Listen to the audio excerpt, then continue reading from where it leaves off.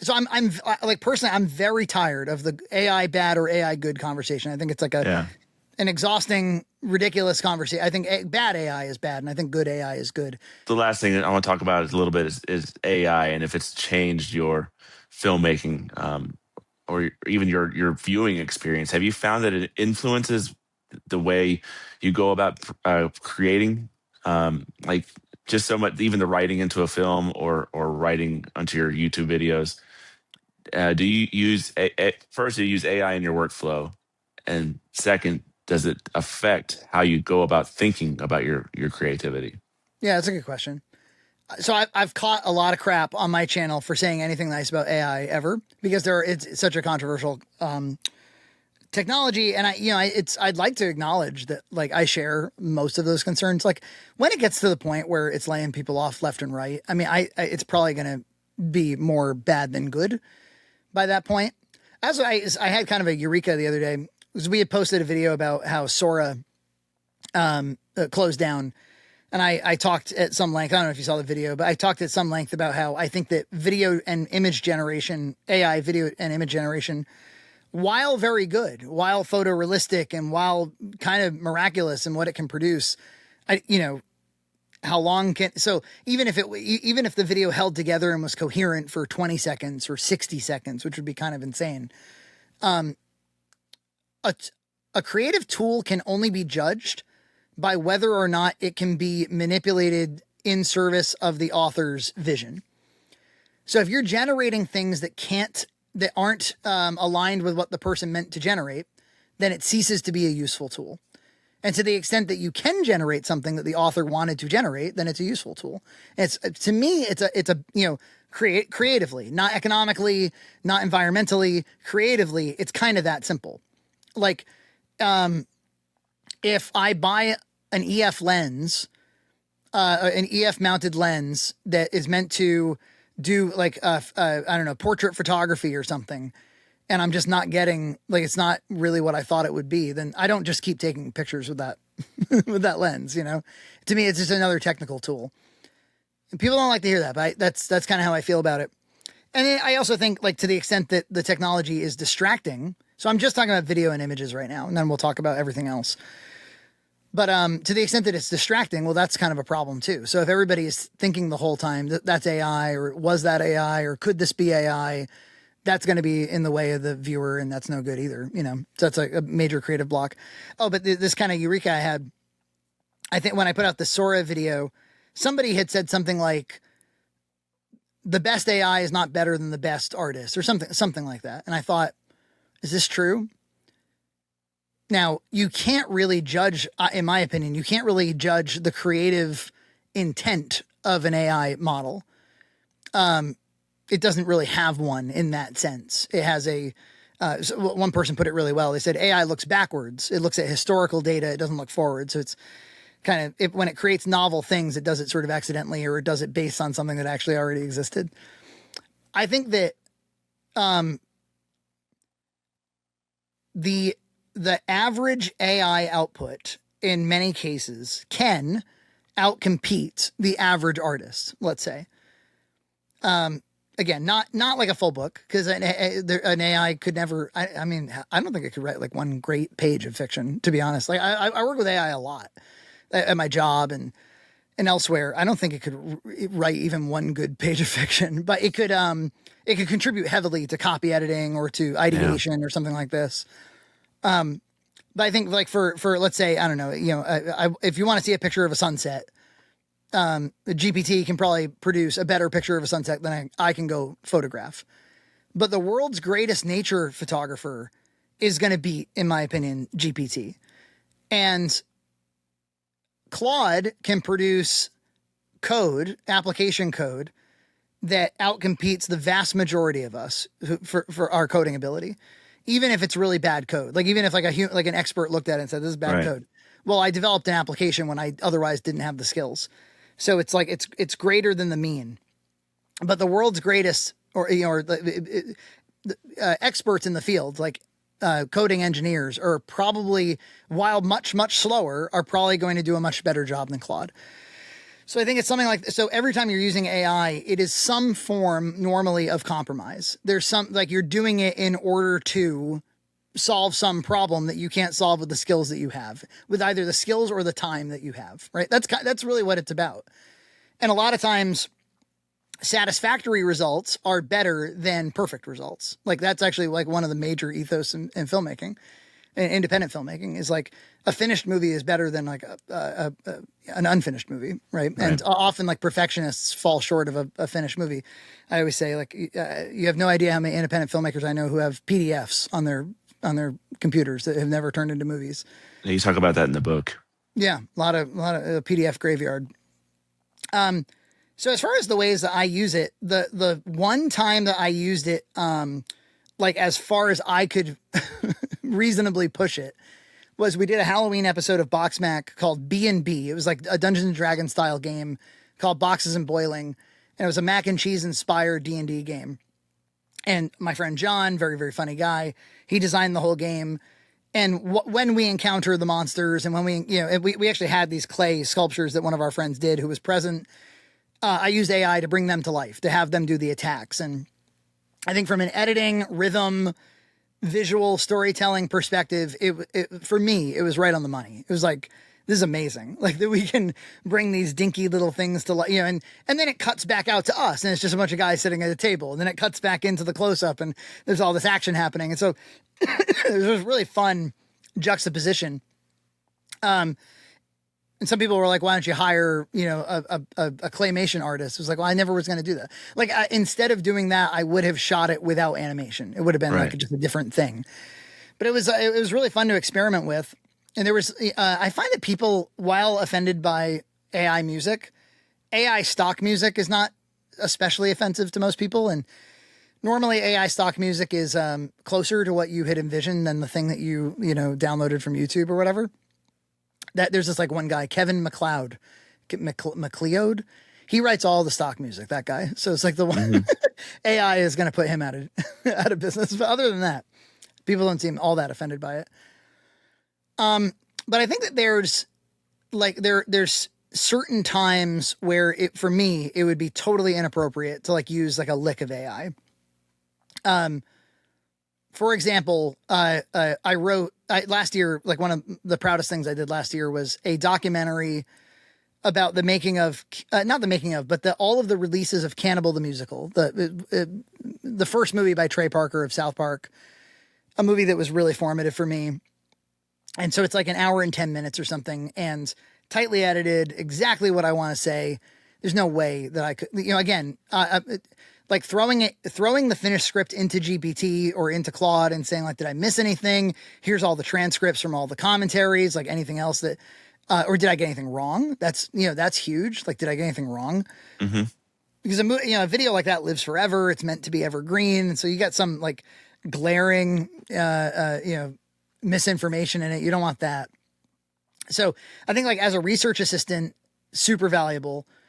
As like hey, I've got like 10 commentary tracks transcribed. Can you find the time code when Trey talks about first losing the 16 millimeter? Like, super valuable. Awesome. Because even like searching for keywords is not always practical with those sorts of things. But as far as like writing the script, it absolutely essentially had to come from my heart, or you would be able to tell.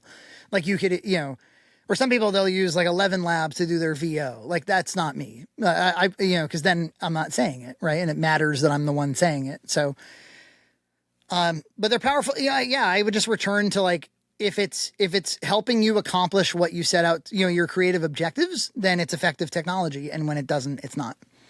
So I'm like, personally, I'm very tired of the AI bad or AI good conversation. I think it's like an exhausting, ridiculous conversation. I think bad AI is bad, and I think good AI is good. And I think we have like the ability to discern, and it's good that the audience is going to be, they're really going to hold people to the fire on this. But I hope they don't do it like irrationally. Like, maybe I'm being super controversial here. Like, if a video game has like an open world and there's like a vast background, I don't need that to be like hand drawn personally. Right. but like the character itself, or you know, are artists who use AI to ideate and to say, well, you know, I'm thinking it's a character like this or whatever. I think in music that could be really interesting. If you know, you've written a song and then you're like, I'm going to use Suno to produce several versions of it. Maybe it's a Broadway style song. I want to hear kind of what it does and just see. That's something I wanted to say too. One of the things that makes generative AI kind of unique creatively is that it's an iterative process. You start with an idea, you ask for it to produce it, and you see whether or not you like it. And chances are you didn't have a 100% specific vision about what you wanted. So if it comes back with an animation or a song or something, chances are it has some surprises in it. And if it's way off, you're going to be like, ugh, like I'm going to stop using this workflow. But if it introduces little accidents and little mistakes, I view that as very similar to independent filmmaking, where you communicate a vision to an actor, you direct them, they come back with something that's their own. You go, oh, is this the reason? You know, the only thing that's missing with AI is you can't then like ask for the motive. You can't be like, oh, were you introducing something to the character that I didn't see? But you can try it a few more times. And actually, I liked that you brought in the chorus there. I thought it was going to come later, but I kind of like it there. Let me try it one more time. You know, so I think like the iteration can be kind of fun. It can also be very frustrating when you're not getting what you want. Yeah, it really can. I'm not. I'm in the same boat. I'm not anti AI for everything. I don't want it to write my book for me, but for all It the things can't. for a writer, I Yeah. mean, we have to do so many different things to promote ourselves, and I'm sure filmmakers are the same way. But all those little things that you don't want to do or can't do, like building my website. Claude built me a website I would never be able to build. I have a Yeah. video about it in an hour, and I have Yeah. a wonderful website. It looks Um, really good. Yeah. yeah. So Yeah. it's just Claude's been the one that I'm like, I will defend Claude because I've like just yesterday, it took me maybe like 3 or 4 hours. But when I'm editing a podcast or a box Mac or something, I almost always am making reference to outside clips. And YouTube makes it not easy to download its clips because it's technically against the TOS. Technology that downloads is not technically against the TOS, but doing so, using it to download it does violate. So when I tell you I built my own downloader, I don't think I'm technically violating TOS by doing that. But I made it's kind of like an all-in-one where you can download any video or playlist or entire channel in any format that you want. It always comes out like the codec is always the H.264 that Premiere supports, so you'll always be able to edit with it. I made it so you can fetch like as many thumbnails and transcripts as you want. I built in like a Gemini AI search, so you can like search an entire channel for like, when did they talk about Lord of the Rings or whatever. And you can just search the whole channel for that, but either by keyword or by context search. And then we often have like, we'll have movies or TV shows that are in MKV format, which is this kind of like, you know, this format that does not import into Premiere. And normally we've been using an application called Handbrake to re-encode the entire thing to get it in the right format. It turned out like if you have the right encoder to just swap out the container in like 10 seconds, you can convert it. And so this will also do that. So it's like a whole suite of tools. And I always want, you know, every time I tried to find one online, it's filled with malware. Every time I've tried to buy one, it doesn't keep up to date. So it's like, I'm going to build my own, and I've got the perfect tool now. And I'm like, damn, just building this thing. And you know, the tool itself is not an AI tool. I just happen to use AI to build the traditional tool. right. It's going to save me hours a week. Right. So That's awesome. that matters. Yeah. Was that vibe coding? I think is the phrase. I love vibe. You know, I work in IT, and I use it to solve all kinds of problems. Like, and Claude specifically, like Gemini, and certainly GPT. I think GPT has like gone to the dogs. Except I do like their image generation, but Gemini is okay. I think it's kind of like a mid LLM, but Claude, you know, is built by defectors from OpenAI. And it was, you know, they've got co-work where you can build your own agents. They've got a Claude Code where you can actually install it in a hosting environment and it can run all the commands again. You know, so like if you really wanted to vibe code quickly, you use that thing because instead of going back and forth and telling it what you're seeing, it'll just run the commands right on your server. It's incredible.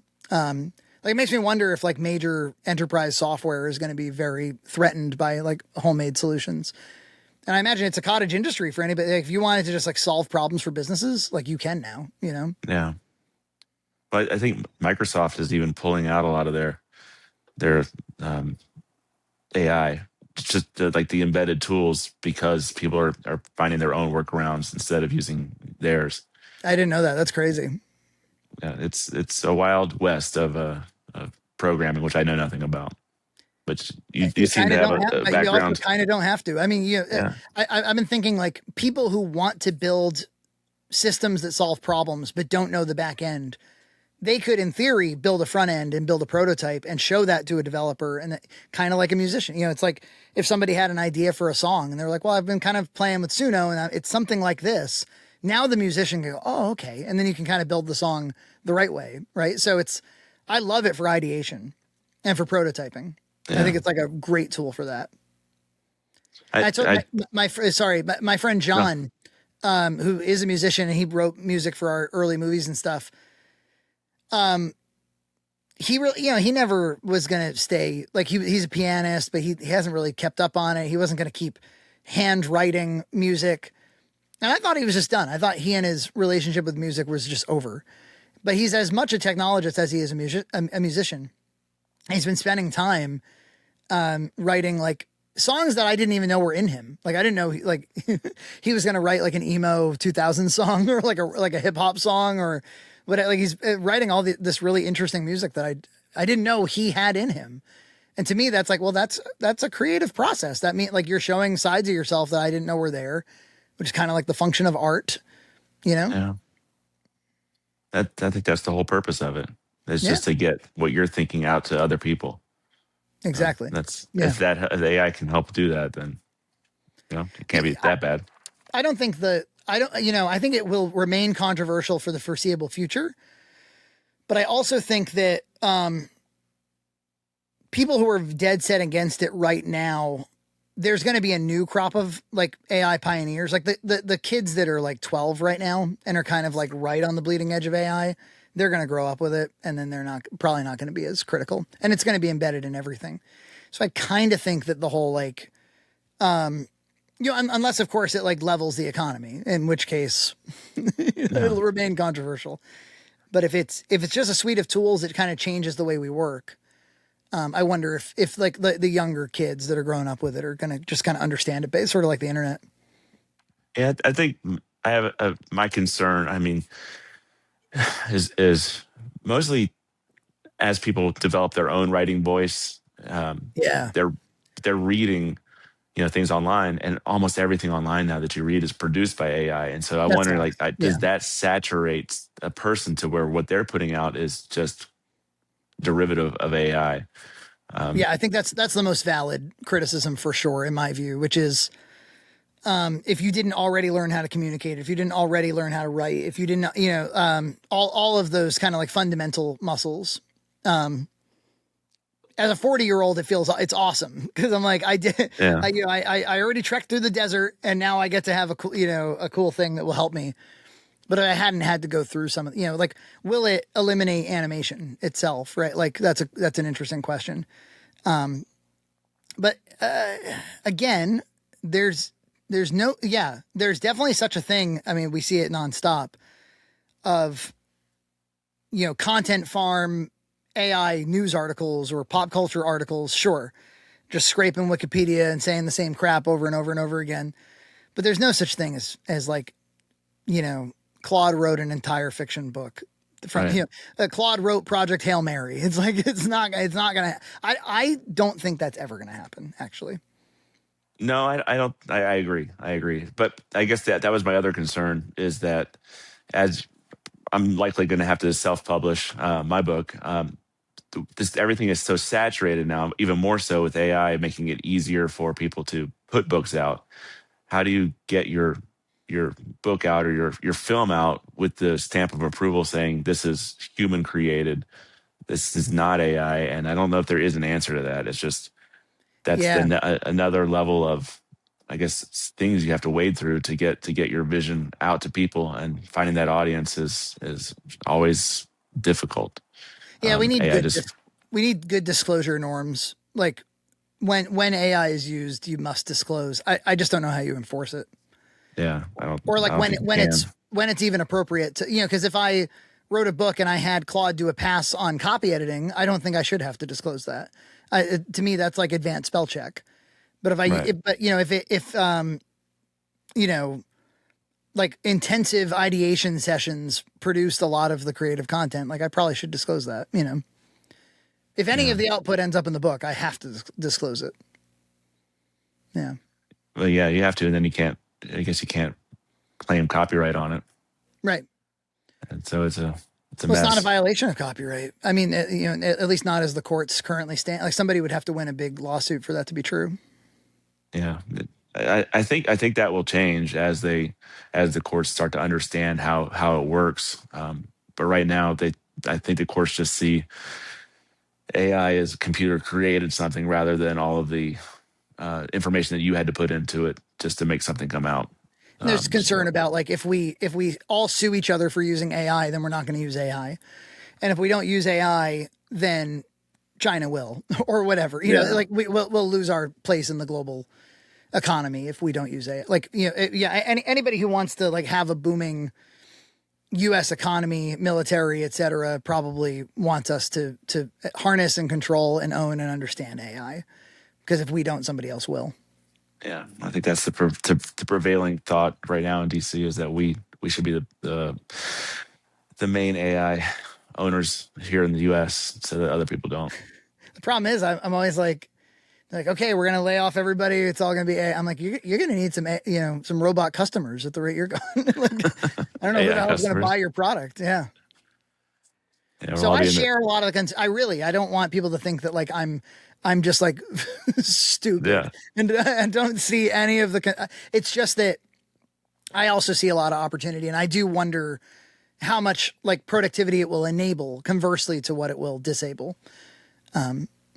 Like for instance, I think it would be really interesting if you could build a Claude skill that would look at all of the editing decision lists, the EDLs. Like if I've edited 100 podcast clips, I would be like right now, AI can only kind of like cut between speakers or it can Hmm. cut out ums and ahs or filler words. It doesn't know Frankie's editing style Right. and why. And the big thing is why he cut where he cut. I wonder if you could build that and then have like, at the very least, because peppering in B-roll and jokes and all that, impossible for an AI to do.